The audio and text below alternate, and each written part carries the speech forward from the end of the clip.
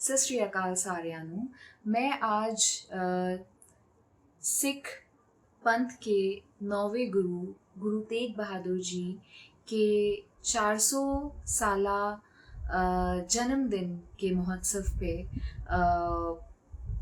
उनकी life history के ऊपर रिएक्शन करने वाली हूँ। ये वीडियो हिस्टोरिक इंडिया चैनल पर अपलोडेड है और जिस पे मैं रिएक्शन कर रही हूँ।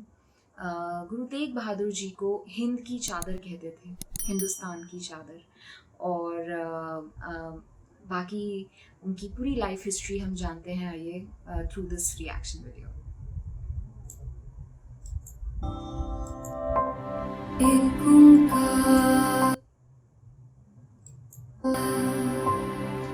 तिलक जंजू राखा प्रभुता का, किनो बड़ो कलु महिसाका।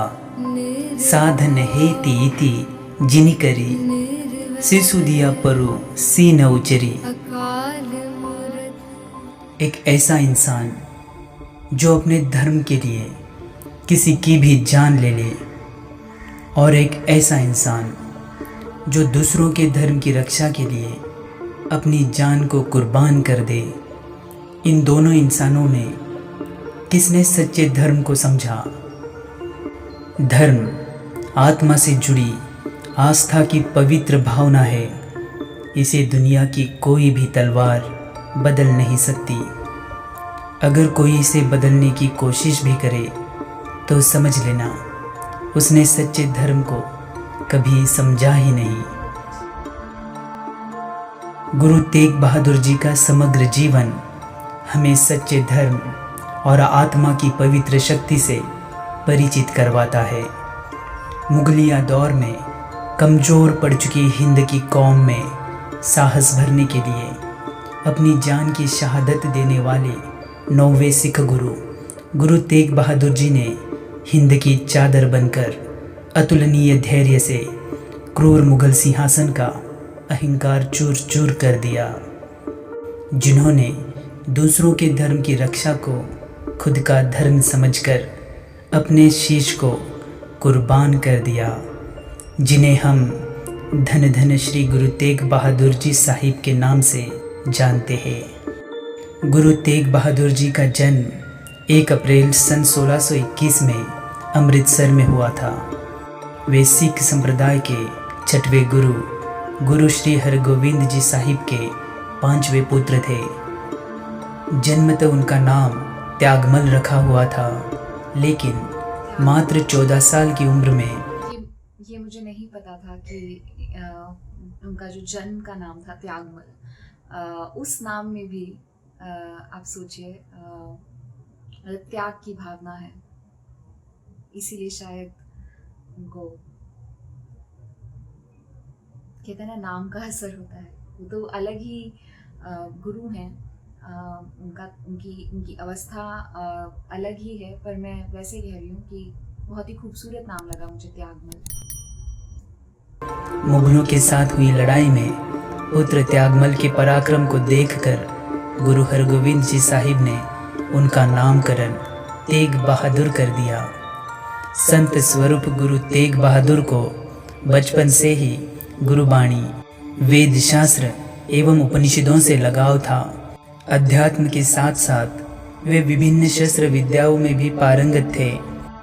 सन 1664 के मार्च महीने में 8वें सिख गुरु गुरु हरिकृष्ण जी साहिब की अकाल मृत्यु के पश्चात तेग बहादुर जी को सिखों के 9वें गुरु के रूप में गुरु गद्दी सौंप दी गई।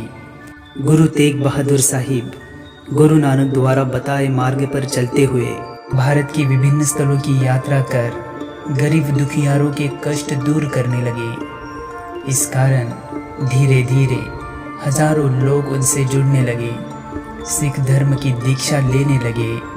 इस प्रकार समूचे उत्तर भारत में गुरु तेग बहादुर जी साहिब और सिख धर्म का प्रभाव बढ़ने लगा। इसी दौरान दिल्ली की मुगल सत्ता शाहजहां के हाथों से निकलकर क्रूर और निर्दयी औरंगजेब के हाथ में जा चुकी थी। अपने 3 भाई और 2 भतीजों की हत्या कर औरंगजेब ने बड़ी निर्दयता से सत्ता को अपने कब्जे में कर लिया था। खुद को अब्दुल मुजफ्फर मोइनुद्दीन मोहम्मद औरंगजेब समझकर वो गैर मुस्लिमों को काफिर मानने लगा था। हिंदू तीर्थ यात्राओं पर जजिया कर लाद कर उसने हिंदुओं की धार्मिक भावनाओं को प्रताड़ित करना शुरू कर दिया था। मुस्लिम धर्म से ऊपर कोई धर्म हो ही नहीं सकता, यह मानकर उसने काफिरों को जिंदा रहने का कोई अधिकार नहीं है। अगर उन्हें जिंदा रहना ही है तो दीन को कबूल करना होगा, यह फरमान जारी कर दिया था।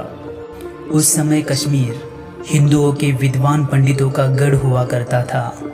औरंगजेब ने कश्मीर पर शेर अफगान खान को नियुक्त कर हुक्म की तामील करने का आदेश दे दिया। शेर अफगान खान बड़ी निर्दयता से निहत्थे हिंदू पंडितों पर जुल्म ढाने लगा। माता बहनों पर अत्याचार होने लगे। हिंदू पंडित बड़ी दुविधा में फंस गए। ऐसे हालातों में समूचे उत्तर भारत में हिंदू पंडितों का कोई सहारा नहीं था सिवाय गुरु तेग बहादुर जी साहिब के। 25 मई सन 1675 को पंडित कृपाराम की अगुवाई में कश्मीरी पंडितों का एक जत्था अनंतपुर साहिब में गुरु तेग बहादुर जी के सामने प्रस्तुत हुआ। हिंदुओं की हो रही धार्मिक प्रताड़ना को सुनकर गुरु तेग बहादुर जी व्यथित हो उठे। रोते बिलखते पंडित गुरु तेग बहादुर जी के सामने मदद की गुहार लगाने लगे। तभी पंडितों की आवाज़ सुनकर तेग बहादुर जी के 8 साल के पुत्र गोविंद सिंह वहां आ गए और उन्होंने अपने पिता से इस समस्या पर समाधान पूछा। गुरु बोले, कमजोर और 8 साल के उनके बच्चे ने इस समस्या को सुन के समाधान पूछा। सोचिए, और मुर्दा बन चुकी इस कौम में नई जान फूंकने के लिए किसी न किसी महापुरुष को तो महाकुर्बानी देनी ही होगी। पुत्र गोविंद त्वरित बोले, तो आपसे बढ़कर महापुरुष इस दुनिया में कौन है भला। अपने 8 साल के पुत्र के इन तेजस्वी शब्दों को सुनकर गुरु तेग बहादुर जी गदगद हो उठे। उन्होंने पंडितों से कहा, जाओ कह दो उस बादशाह से पहले गुरु तेग बहादुर का धर्म परिवर्तन करके दिखाओ और फिर हम सब खुशी से हमारा धर्म परिवर्तन करेंगे। बादशाह औरंगजेब ने, आपको पता है आजकल के जो टफ टाइम्स चल रहे हैं, कोरोना का टाइम्स, मैं अपना सारा काम छोड़ के अपने होम टाउन में हूँ सिंस सितंबर एंड सितंबर से लेके अब तक इन माई होम टाउन कुछ ज़्यादा कोरोना से रिलेटेड केसेस नहीं आ रहे थे, कुछ ज़्यादा सुनने नहीं मिल रहा था। पर अभी इन पास्ट 15 डेज़ मैंने अपने आसपास के जो हमारे लोग हैं जिनको हम जानते हैं, रिलेटिव्स एंड अदर पीपल, मैंने अराउंड लास्ट 15 दिन में 10 से 12 डेथ्स की न्यूज़ सुनी है। और यहाँ तक कि ये भी न्यूज़ सुनी है कि one of our known person वो संस्कार करने के लिए किसी के संस्कार में गए थे शमशान घाट, और जब आग लगाई एंड जब जलाने लगे थे डेड बॉडी को, संस्कार करने लगे थे, तभी वो जो बॉडी थी वो उठ के बैठ गया एज एंड सब लोग देख के चौंक गए कि ये तो जिनको जलाना था, मतलब जिनकी बॉडी होनी चाहिए थी वो थे भी नहीं। तो बेसिकली हॉस्पिटल वालों ने गलती से बॉडी एक्सचेंज कर दी थी एंड बॉडी क्या, वो पर्सन अलाइव था जिसकी बॉडी एक्सचेंज हुई थी। तो बाय सेइंग ऑल दिस मैं ये कहना चाह रही हूँ कि इतनी सारी नेगेटिव न्यूज़ और इस तरीके की न्यूज़, मतलब खौफनाक न्यूज़ है ये तो, कि कोई जिंदा था और उसको हॉस्पिटल वालों ने भेज दिया एंड वो जलने वाला था, जल के मरने वाला था एंड वो उठ गया, तो सब सरप्राइज्ड हो गए। एंड तो इस तरीके की खौफनाक न्यूज़ आए दिन सुनने मिलती है। एंड जब न्यूज़ मिलती है तब तो लगता है कि चलो, कई बार तो लगता है कि पता नहीं, ये समटाइम्स ऐसा लगता है कि ये फेक न्यूज़ है, रियल न्यूज़ है, क्या है। बट ये तो मतलब मेरे जानने वालों ने खुद देखा है शमशान घाट में ऐसा, एंड ये सिर्फ 20-25 दिन पहले की न्यूज़ है। और ये न्यूज़पेपर्स में या किसी भी चैनल पर नहीं दिखाई गई है ये चीज़, जो जिस भी हॉस्पिटल ने किया या जो भी वो थे, ये किसी ने भी ये न्यूज़पेपर्स में अगले दिन हमें पढ़ने नहीं मिला।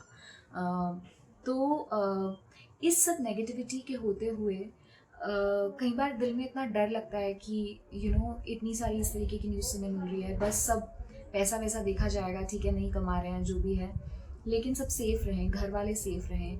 पेरेंट्स को लेके स्ट्रेस होता है, टेंशन होती है कि मॉम डैड ठीक रहें, भाई ठीक रहे, सब ठीक रहें। इतना नेगेटिविटी नहीं सुनने मिले, हर रोज़ डेथ के बारे में सुनने मिल रहा है, नहीं सुनना है ये सब, तो सब सही रहें। एंड ऑनेस्टली हर कोई अपने बच्चे और पेरेंट्स के लिए बहुत ज़्यादा प्रोटेक्टिव रहता है। सबसे पहले आपके ख्याल में आता है कि मेरे मम्मी पापा ठीक रहे, मेरा बच्चा ठीक रहे। तो जब मैं अपने गुरुओं की हिस्ट्री पढ़ती हूँ, सुनती हूँ, एंड ये जो अभी हम सुन रहे थे कि गुरु तेग बहादुर जी के 8 साल के बच्चे ने कहा कि आपसे बड़ा महापुरुष कौन होगा, जिसकी शहीदी से अगर किसी की शहीदी से ये इशू सॉर्ट हो सकता है तो आपसे महान कौन होगा। मतलब दिल दहल जाए ये सोच के। कौन, ये कहना आसान बात नहीं है। आप पास्ट में आपने देखा होगा in history there have been so many बहुत बड़े बड़े महापुरुष हुए हैं, लेकिन जब बात अपने बच्चों पे आती है, अपने फैमिली मेम्बर्स की उसके ऊपर आती है, स्पेशली बच्चों पे, तो अच्छे अच्छे महापुरुष ने शायद गुस्से में आके श्राप दे दिया होगा, या वो उस चीज़ को सह नहीं पाए और चल बसे। बड़े बड़े राजा, हम we all have read history, we all know history, so it's a very big thing, it's a very very big thing, but सुन के आप इसको सरसरी तौर पे ऐसे ही नहीं जाने दे सकते। चलिए, बहुत लंबा मैंने बीच में टॉपिक चेंज करके लेक्चर दे दिया आई गेस, बट कंटिन्यू करते हैं हम life story of Guru Tegh Bahadur ji. यह बात सुनते ही त्वरित गुरु तेग बहादुर जी को दिल्ली प्रस्तुत होने का न्योता दिया। समय की नज़ाकत को समझते हुए गुरु तेग बहादुर जी अपने पुत्र गोविंद सिंह को गुरुगद्दी सौंपकर दिल्ली के लिए निकल पड़े। उनके साथ बड़ी निर्भयता से भाई मतीदास, भाई दयाला, भाई सतीदास और भाई जयता भी शहादत का चोला ओढ़कर अनंतपुर साहिब से निकल पड़े। रास्ते में दिन दुखियारों की मदद करते गए, कुएं बावड़ियाँ बनाते गए। गुरु तेग बहादुर को इतनी निर्भयता से अपनी तरफ आता देख और आम जनता का प्यार पाता देख औरंगजेब बौखला गया। उसने तुरंत गुरु तेग बहादुर जी को अपने साथीदारों के साथ बंदी बनवाकर दिल्ली लाने का आदेश दे दिया। मुगल सेना ने गुरु तेग बहादुर जी को आगरा से बंदी बनवाकर दिल्ली लाया। दिल्ली पहुंचते ही औरंगजेब ने अपना एक नवाब, आप देख रहे हैं वो जा रहे हैं, औरंगजेब से मिलने ही जा रहे हैं। औरंगजेब को पता है कि मैंने न्योता दिया है एंड वो आ रहे हैं, एंड उसको पता है कि गुरु तेग बहादुर जी ने उसे चैलेंज किया है एंड वो खुद आ रहे हैं, खुद चैलेंज किया है। लेकिन फिर भी जब उसे पता चलता है कि वो वहाँ उस प्रोसीजर में, वहाँ जाने के उसमें प्रोसेस में जो लोगों की हेल्प कर रहे हैं, जो उनको अच्छाई मिल रही है, जो उनको लोग सराहना मिल रही है लोगों की, तो वो औरंगज़ेब से वो बर्दाश्त नहीं हो रही है। एंड वो ये नहीं चाहता कि उनको गुरु तेग बहादुर जी को लोगों की सराहना मिले, क्योंकि कहीं ये उसके लिए मुश्किल ना हो जाए, इसके लिए। एंड ये जो चीज़ है ना, ये जो औरंगज़ेब ने किया कि फिर उनको बंदी बना के बुला लिया वहाँ पे, तो ये चीज़ आजकल की समय में, आजकल के दौर में भी घटित होती है। कई बार बस हम देख के अनदेखा कर देते हैं या हम जानना नहीं चाहते हैं। कई बार हम ये सोचते हैं कि अरे हमें क्या फ़र्क पड़ रहा है, हमारी कौम को क्या फ़र्क पड़ रहा है करंट सत्ता से या जो भी है। लेकिन ये थॉट प्रोसेस होना कि हमें क्या फ़र्क पड़ रहा है, ये सही नहीं है। I am just touching that point. आगे सुनते हैं। गुरुजी के पास भेजा। नवाब ने गुरुजी को चेतावनी देते हुए कहा, अगर उन्होंने अपना धर्म परिवर्तन नहीं किया तो उनको उनके साथियों के साथ कत्ल कर दिया जाएगा। लेकिन गुरुजी के निर्भय चेहरे पर डर की कोई शिकंज नहीं थी। ऐसे में औरंगजेब की बौखलाहट और बढ़ गई। उसने गुरु तेग बहादुर जी के साथियों की एक एक कर हत्या करना शुरू कर दिया। गुरुजी को डराकर धर्म परिवर्तन को राजी करने के लिए भाई मतीदास को गुरु तेग बहादुर जी की आंखों के सामने आरी से काटकर मार डाला गया। भाई मतीदास ने मरते दम तक आरी से बदन को कटने दिया, लेकिन अपने धर्म को नहीं छोड़ा। उसके बाद भाई दयाला को भी उबलते पानी में डाला गया। भाई दयाला भी अपने धर्म पर अड़िग रहे और हंसते हंसते शहादत को कबूल किया। और फिर भाई सतीदास को रुई से लिपटाकर गुरु तेग बहादुर जी के सामने ही जला दिया गया। भाई सतीदास ने मुस्कुराते हुए मौत को गले से लगाया और बोले, जिंद जाए तो जाए, मेरा सिख धर्म कभी न जाए। क्रूर औरंगजेब की क्रूरता का अंत होना अभी भी बाकी था। उसने काजी बोहरा को गुरु तेग बहादुर जी के पास भेजकर कलमा पढ़वाने को कहा। गुरुजी ने बड़े ही विनम्र भाव से काजी से कहा, धर्म त्याग करने से बेहतर मैं शहादत पालूं। गुरु तेग बहादुर जी का अटल और निश्चल जवाब सुनकर औरंगजेब ने उनका सर कलम करने का फरमान जारी कर दिया। 11 नवंबर सन 1675 बृहस्पतिवार के दिन दिल्ली की चांदनी चौक में सुबह के वक्त गुरु तेग बहादुर जी के शीश को धड़ से अलग करवा दिया गया। सिखों के 9वें धर्मगुरु हिंदुओं की धर्म रक्षा के लिए शहादत कबूल कर गए। चौक में पड़े गुरुजी के शीश को भाई जैता बड़ी हिम्मत से एक कपड़े में लपेटकर आनंदपुर साहिब लेकर आए और दिल्ली के एक व्यापारी लखी बंजारा जो गुरुजी के भक्त थे, उन्होंने गुरुजी के धड़ को अपने गांव रकाबगंज ले गए और अपने घर में गुरुजी के धड़ को रखकर पूरे घर को आग लगा दी।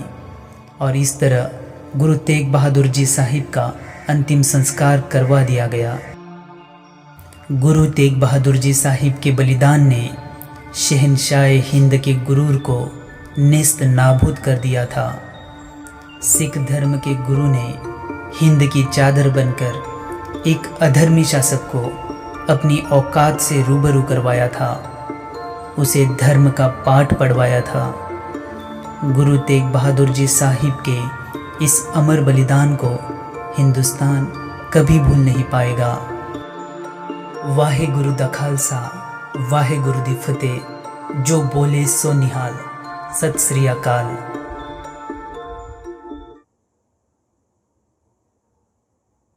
कहते हैं ना, हमेशा अपनी रूट्स के साथ जुड़े रहना चाहिए, हमें हमारी हिस्ट्री पता होनी चाहिए। इसीलिए क्योंकि अगर हम अपनी हिस्ट्री से जुड़े रहेंगे, हम अपनी रूट्स से जुड़े रहेंगे, तो जो लोग गलत हैं वो आपको बहका नहीं सकते, आपको एक दूसरे से लड़वा के उलझा नहीं सकते। और कहते हैं half knowledge is a dangerous thing. लोग हिस्ट्री के कुछ पन्ने पढ़ के, कुछ चीज़ें जान के एक दूसरे से लड़ने लग जाते हैं। जो सत्ताधारी लोग हैं वो आपस में लड़वाने लग जाते हैं, राइट्स करवाने लग जाते हैं। तो बस मैं यही कहना चाहूँगी कि जितना ज़्यादा हो सके हिस्ट्री को पढ़िए, जानिए, सही सोच डेवलप करने के लिए। क्योंकि कोई भी रिलीजन या हिस्ट्री का कोई भी पन्ना आपको ये नहीं सिखाएगा कि आप एक दूसरे से नफ़रत कीजिए, या ये नहीं सिखाएगा कि कि आप खुद को सुपीरियर समझिए और दूसरे को नीचा समझिए। तो बस अपनी अपनी अपनी पर्सनल ग्रोथ के लिए, एक इंसान बने रहने के लिए ऐसी एक अच्छी सोच डेवलप करना बहुत ज़रूरी है। और history is the best thing to make yourself a better person. And yeah, चलिए, तो आई होप आपको जो लोग गुरु तेग बहादुर जी के बारे में नहीं जानते थे उन्हें कुछ बातें पता चली होंगी। एंड आज अच्छा दिन है, 400 साला है, गुरु तेग बहादुर जी की जयंती है, तो I really wanted to do this reaction. And reaction के साथ साथ मैंने कुछ अपने दिल की बातें भी की आप सबके साथ। आई होप आप सबको अच्छा लगा होगा। एंड आई होप आप, अगर आप चाहते हैं कि मैं ऐसी हिस्टोरिक स्टोरीज़ के ऊपर रिएक्शंस दूँ, तो please do let me know in the comments below. And तो हम बने रहेंगे, जुड़े रहेंगे इसी तरीके से। चलिए, ओके गाइस, सत श्री अकाल, bye bye, see you very soon.